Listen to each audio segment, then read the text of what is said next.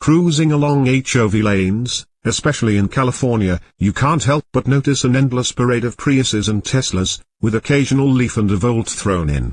That procession could have had a very different vibe if a certain sports car manufacturer had succeeded with a pioneering effort back in 1901. In fact, these cars should have all been Porsches.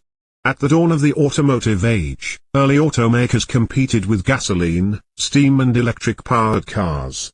Most were simply motorized carts, and while the undeniable appeal of these primitive horseless carriages was exciting, no one knew what the best propulsion alternative should be. To cover their bets, some manufacturers even offered several different power types. But no one offered two power types in the same vehicle. In 1898, long before his stints at Austro-Daimler, Steyr, Mercedes, and Auto Union, Dr. Ferdinand Porsche engineered a radical electrically powered hybrid car for Joseph Lorner and Company. Based in Vienna. Here's the backstory. Electric cars in those early days were not uncommon, but to this day, they have always presented the same challenge, the need for a fully charged battery and a range that was limited to the charge. Early electrics appealed mostly to women. They didn't require dangerous cranking by hand, they were safe, quiet and enclosed, and in that era, most women only used a car for urban shopping trips and visits to friends. Besides, ladies who could afford an electric didn't need to commute to work. Although his strict father wanted Ferdinand Porsche to work in the family tinsmith shop, a curious young Ferdinand, like many people at the turn of that century, was fascinated with electricity. When he was just 13 years old, he built his own batteries and electrified his home and the family workshop in Mattersdorf. Although his angry father destroyed the batteries, Porsche's mother allowed him to take evening classes at the Staatsgewerbeschule in Reichenberg, after which he began work in electrical engineering. He commuted on a bicycle, for which he built an 8-sided electric motor to drive the rear wheel. Porsche's efforts caught the attention of Austrian industrialist Ludwig Lorner. Young Ferdinand was fascinated with automobiles. He saw the potential in electrics and began to develop a front-wheel drive wheel motor that would eliminate the need for gears and a differential. He presented his idea to Lorner, who immediately saw a patentable, potentially money-making opportunity that could be licensed. Porsche went to work for Lorner, who had a large factory with steam-driven machine tools and craftsmen who could build the machines then 24-year-old Ferdinand envisioned. His idea for an automobile differed from anything on the market. Porsche's creation had its electric motors mounted on the hubs of the front wheels. Instead of a battery pack, the Lorner Porsche used two small gasoline engines to directly power a generator, which in turn produced a supply of electricity to drive the front wheels. Porsche and Lorner displayed their prototype at the 1900 Paris World's Fair.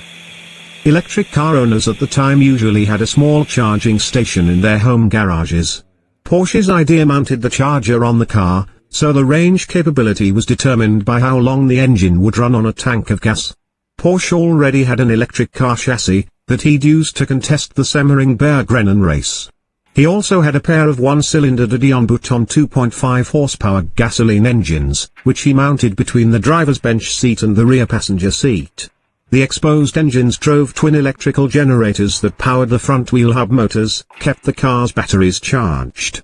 To start the engines, to run the ignition and to power an accumulator so there was always sufficient electricity, and drove a water pump that kept the engines cool.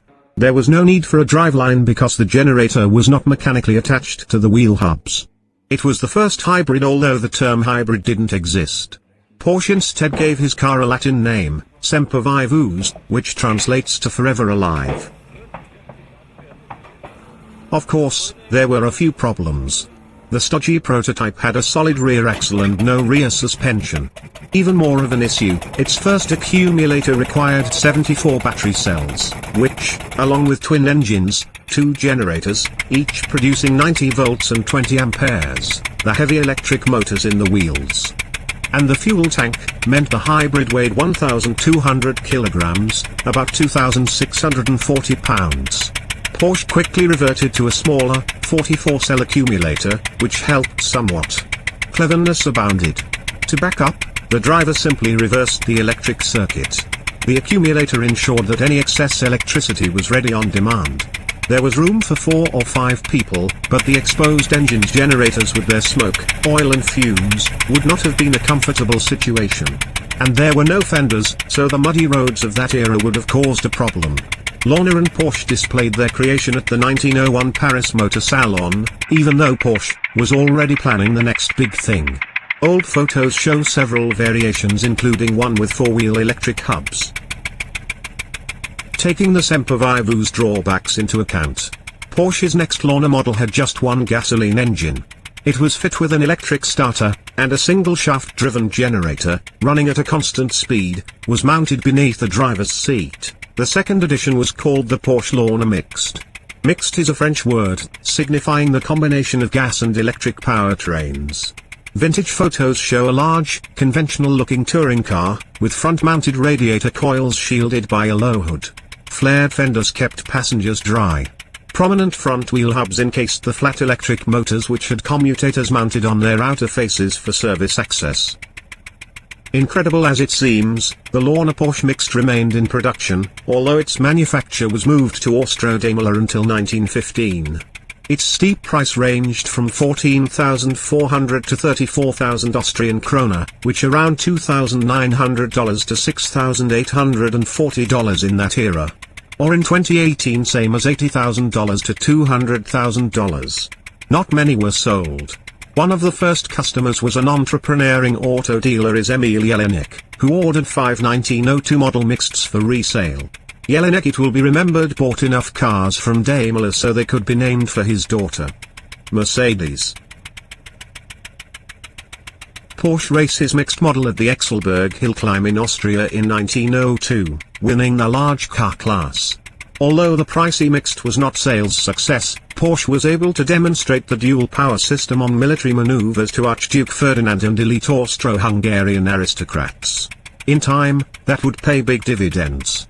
Meanwhile, Emil Jelinek was transforming antiquated Austro-Daimler into a modern automotive enterprise. Needing a clever engineer, Jelinek hired Ferdinand Porsche as his technical director to design a new line of electric and gasoline-powered vehicles.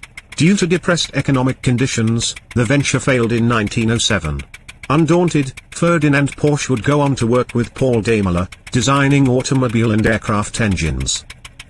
Never one to let a good idea fall by the wayside, Ferdinand Porsche adapted the electrically powered wheel hub principle for military applications. He later designed powerful tugs that were hitched to trailers equipped with Porsche's electric wheel hubs. They were able to tow huge artillery pieces up steep mountains, thus gaining a strategic advantage over Austro-Hungary's foes in World War I. Automotive history is replete with examples of failed great ideas that were developed decades earlier, but couldn't be reliably and practically executed. The world had largely forgotten about Porsche's early hybrid, but the company hadn't. Perhaps to counter all the hype over Toyota's Prius in 2011, Porsche constructed a full-sized operating replica of the Sempervivus. A recreation was built by a Porsche technician, named Hubert Drescher. He worked from old photographs and one surviving technical drawing, and the car was demonstrated to journalists at the Geneva Motor Show. It was the perfect time to remind the world that company founder Ferdinand Porsche had pioneered the hybrid concept more than a century earlier. Historian Carl Ludwigsen, who's arguably written more about Porsche excellence was expected, Professor Porsche's Wars, than anyone says. Porsche was happiest when creating from first principles. This implied risk, but he knew that without risk no gains could be achieved. No doubt Ferdinand Porsche, aided by his talented son Ferry, had those same thoughts when his then radical post-war air-cooled, rear-engine, beetle-shaped sports car was launched in 1948.